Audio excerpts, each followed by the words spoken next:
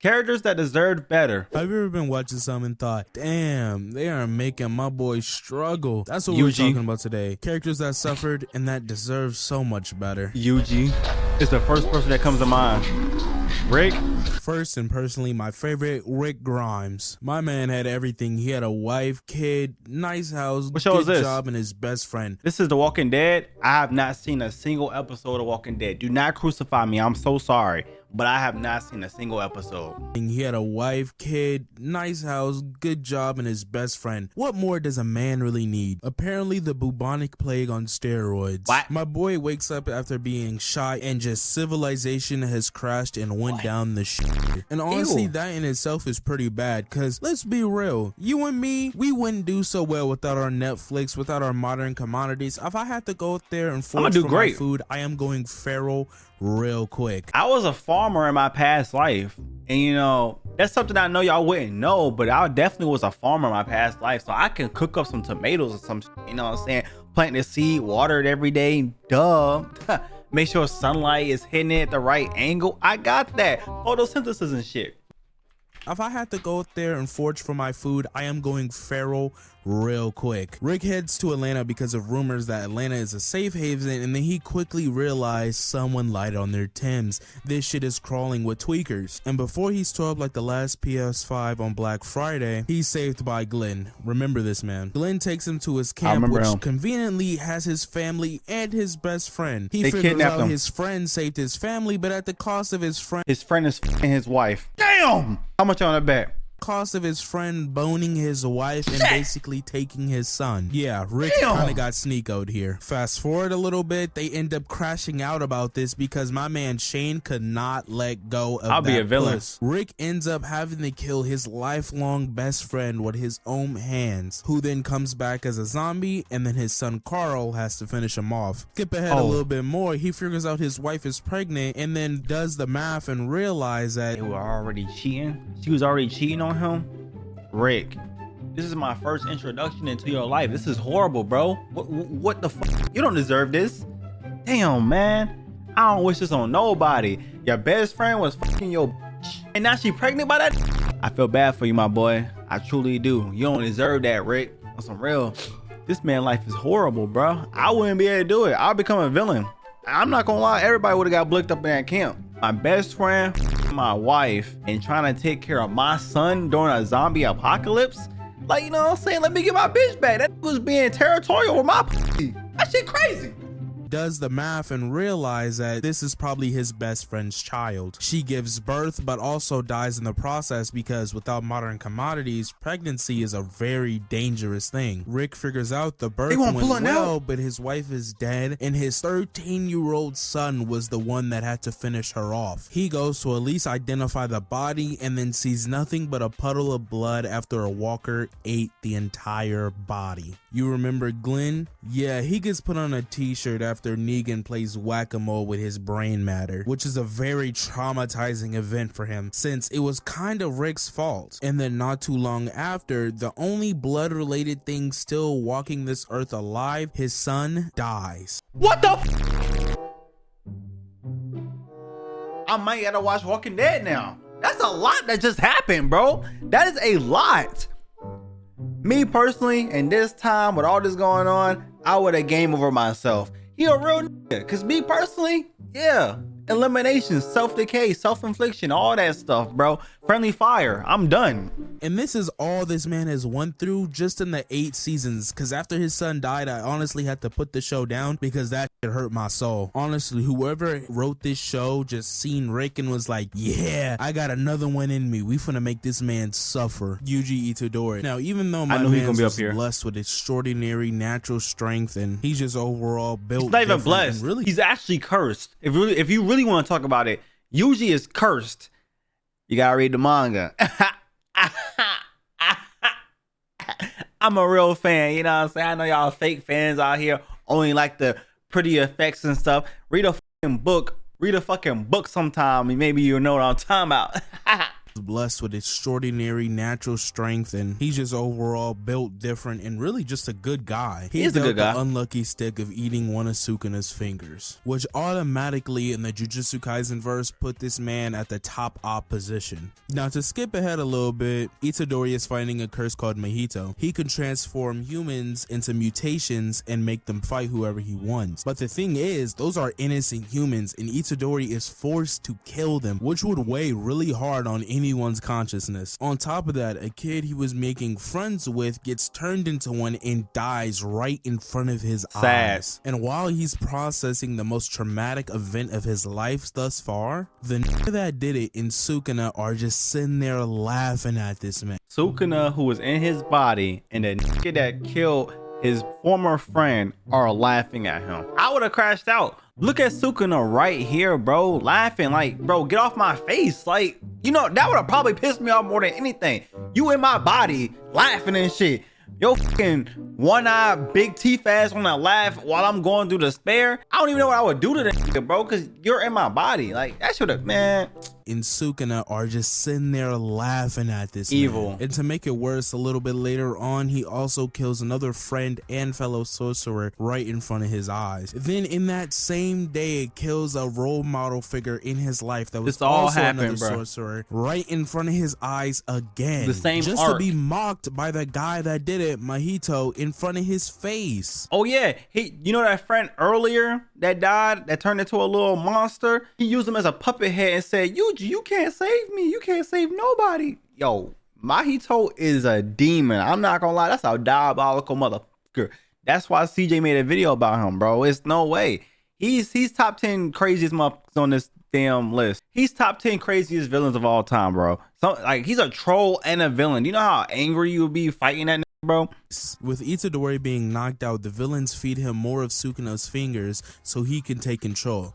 Sukuna then proceeds to go on a complete rampage throughout the entire city. After the rampage is over, he swaps back with him just so he can see all the carnage caused, and this man goes into a complete fucking breakdown because he feels worthless. This is nothing a 15-year-old child should experience, bruh. Let this man live a normal, happy life. Let that man go watch Adventure Time and regular show, bro. This is not right. And just to throw this in, Jugo is a villain, but he didn't deserve some of the treatment he got, even though he has definitely done bad things. Every time Jugo has went out to fight, besides literally once, he has been mopped by the two strongest niggas in the entire verse. The first time he gets completely disrespected by Gojo, and then the second time Sukuna literally uses this nigga's own flame technique against him and still washes this nigga. But at least he let him die in a little bit happier way. Peter Parker, I don't know where to start. Let's just start off with the stress of being Spider-Man and Peter Parker at the same time weighs a lot on this man. Multiple He's trying to maintain disorder, relationships, jobs, school at the same time while literally trying to save the city he lives in, and sometimes even the world. And on top of that, with multiverse theory, he's sometimes saving the universe. And on top of that, we learn that it's a canon event for his loved ones to die, whether it's Aunt May, Ben, or his girl. And that's just fucked. Imagine figuring out that through every conceivable timeline of you that you exist, you are gonna suffer a major loss of someone you love. That is so I couldn't possibly cover every single timeline of Peter Parker, but just to cover Andrew Garfield's Peter Parker, he literally kills the woman that he loves by trying to save her. In the movie, when that first happened, I cried, and that's all I'm gonna say. Call me what you want, I definitely shed tears, bro. I don't understand why people don't like the Amazing Spider-Man series. I wanted a third movie. Now y'all want to be like, oh my God, give him a third movie. When the movie first came out, y'all ain't had this energy, but now that y'all seen the new Spider-Man, they all three together, you want to be, oh my God, we gotta get a new one with Andrew Garfield. Like, that's, man, fuck y'all. Loves by trying to save her. It was unintentional, but it was still done by his hands and he witnessed it. If that's not the most traumatizing and fucked up shit any man could experience, I don't know what is. Well, besides that one guy. All right, we got a part 2, 7 minutes. Let's see. Now, I'm gonna be real with you. This is like my 15th try trying to record this part because Guts has so much wrong with him. So let me just start top from bottom from everything wrong with him. Man was born from a corpse. His adoptive mom dies from the plague. That's crazy. He Started was fighting born in her since guts. he was 6. That's crazy. Right? Was blamed for everything since he was a bad omen. Dad pimps him out for a night. Hold up, pause. Excuse me. Did Guts get fucked Let me look into in the this ass? real quick. Okay, so I looked into it and I'm actually unhappy that I did. He actually gets pitied. So that's crazy. Dad uses him as bait for an enemy trap. Dad tries to kill him. Okay, so His own in that dad? whole group of sentences, his dad gets his diddy hole touched and then also abuses him and then tries to get him, you know, killed in GTA. That's crazy. Unintentionally kills his dad, making Guts feel guilty for years. I would not feel guilty about that at all. Yeah, you got my booty hole touched, bro. I don't give a fuck. I don't give a fuck. You know what I'm saying? I don't even care. Me personally, I would make sure that his booty hole got touched, but you know what I'm saying? That's just me. That's just me. If my dad told me off and I got piped in the ass, I'm piping that nigga in the ass.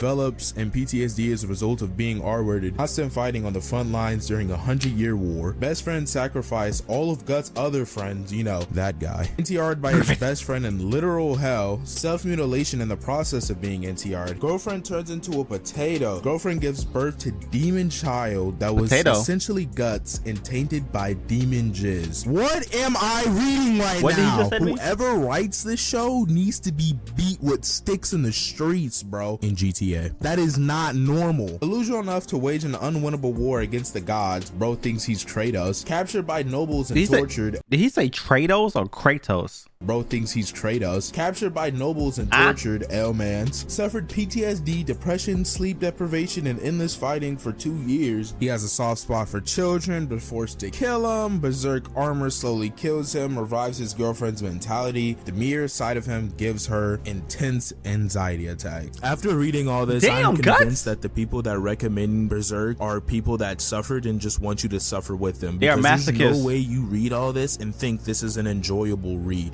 It's the best book ever. Just calm down. Future Gohan. Now I feel like Gohan in general gets a lot of shit because he ain't training, he relaxed and he chilling. But if you really look at his life, it really ain't surprising of why he's an adult and why he don't want to fight no more. From the beginning, Raditz came and tried to kidnap him, which led to his dad dying. Then Piccolo had to kidnap bro, leave him in the woods for a year to just survive on his own. The Saiyans show up to Earth and kill Yamcha and Piccolo in front of his eyes. Yeah. Gets kicked in the neck so hard by Raccoon it breaks his neck, and then had to fight someone else in his dad's body later on. And remember, this is a 6-year-old kid. Why that turtle looking at him like that? Whoa! What's going on? What's happening?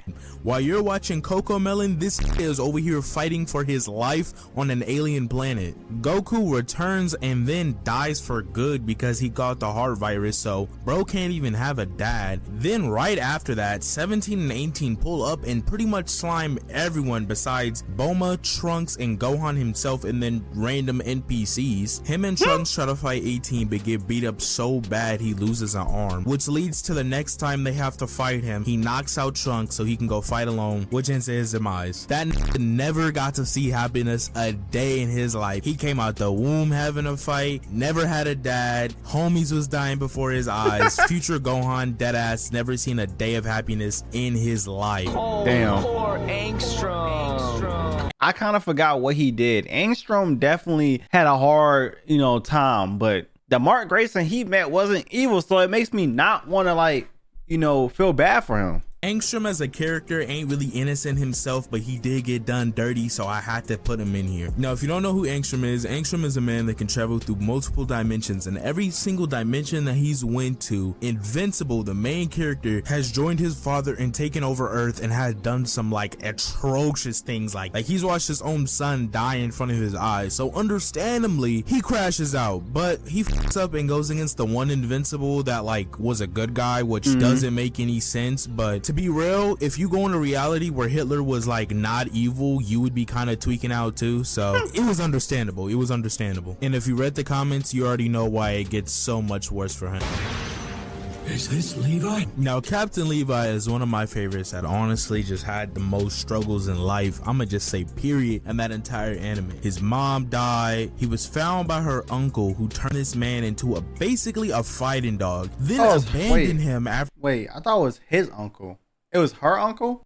Y'all let me know in the comments below. Basically a fighting dog, then abandoned him after he got good at fighting. Levi then joins a gang, gets laced while he's on a heist, and then he joins the Survey Corps, which is basically the Oppenheimer event of everything that went wrong in this nigga's life. On his first mission on the Survey Corps, everyone on that mission, including his two best friends, die except for him. And I mean, that was not pretty. After years of being that nigga, he finally gets the Levi squad and they all get murdered horribly by Annie. Then he later on has to fight the second dad that walked out of his life, watches him die, watches his commander and almost all his comrades die just for the dude that they died for to get away. That same dude turns all his comrades into Titans, forcing him to kill them, gets blown to pieces, and then ends up having to help kill the man that he sacrificed so many innocent lives for. I don't know why, but I swear to God, Isayama spawned in my boy Levi on veteran difficulty. There's no reason that man's life should have been that tragic. Again, if you haven't watched Attack on Peak, you should definitely watch it. Homelander. I could understand why you would think Homelander deserved better because what they did to him as a little kid. He was a science experiment. Actually, I agree with this. Maybe because of him, it's because of what people did to him. He had psychological problems because of him being in that goddamn science experiment, damn laboratory place when he was a young boy. Now he has no emotions, don't understand how life works. So honestly, Homelander not even a villain. He a victim. Homelander's a victim. Now, before y'all burn me at the stake for adding Homelander in here, hear me out. In season 4, they basically confirmed that they groomed Homelander to be very dependent on attention, and then they would isolate that man for multiple days. And I say, excuse me, not that man. They isolated him when he was a child. They are psychologically manipulating this child that grew up to be a very unstable adult. I think Stan Edgar put it the best. You are not a god. You are simply bad product. Which is true, because Homelander really isn't a god. He's really a project that was manufactured and obviously went wrong somewhere along the way. Maybe when they started putting little bro in an air fryer and laughing at him, maybe that's when you fucked up, because there's no way you thought a mentally unstable demon wasn't gonna spin back after you did that to him. Y'all made him the biggest hero. That's the crazy thing. Y'all made him the biggest hero. He's the strongest motherfucker in the world with mental issues. This is it's a recipe for disaster. I'm not gonna lie. Filthy monkey who can't even use jujutsu. The main characters that deserve better are humans in super powered worlds. Like in The Boys, if you're a normal human, you're liable at any second to just be murdered for any reason. You in the wrong place at the wrong time and you see Homelander pull off a shady deal, goodbye. That's your life. You're on a t-shirt, little bro. Like, that is absolutely cooked. Imagine being in Dragon Ball, you're chilling with your family, and then all of a sudden you look at the window and then you see the sun 10 feet away from the atmosphere because Goku and Frieza are up there throwing hands. Like, they're not gonna throw it at a city. Kosher. Usually they fight in unpopulated places like the desert and the Arctic Ocean. They don't really fight where a lot of people are around, so I don't really see that point, but I get what you're saying, my boy. I get what you're saying. I would hate to be a normal human in a superpowered universe. Honorable mentions are Blood Type C, if you know, you know. Howard Hamilton from Better Call Saul. God damn, that one still hurts to this day. And almost every character in JJK that isn't Sukuna or Gege. And you're gonna be next on this list. Hey, W video, man. If y'all want to see more stuff like this, hit that like button, subscribe, turn that bell. Link in the description for his original channel. I'll see you guys next one. Peace. Thanks for watching.